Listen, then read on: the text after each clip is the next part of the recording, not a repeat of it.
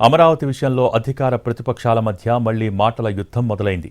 YCP బలంగా ఉన్న గ్రామాల్లో గందరగోళం సృష్టిస్తున్నారని మంత్రి నారాయణ ఆరోపించారు. అయితే అమరావతిలో సీన్ రివర్స్ అయిందని, రైతులు గోబ్యాక్ అంటూ నినాదాలు చేస్తున్నారని కౌంటర్ ఇచ్చారు మాజీ మంత్రి కారుమూరి. 1-2 గ్రామ సభల్లో ఎవరైతే వైసీపీ నాయకులు ఉన్నారో ఎక్కువ అక్కడ జరుగుతుంది. బట్ మెజారిటీ ఈ రోజు వరకు 90% యాక్సెప్టెడ్, 90%, ఒక 5 to 10% అనేది ఎప్పుడు ఉండేది. అది 100% అమరావతి క్యాపిటల్ సిటీ ఏదైతే డిజైన్ చేసామో పూర్తవుతుంది.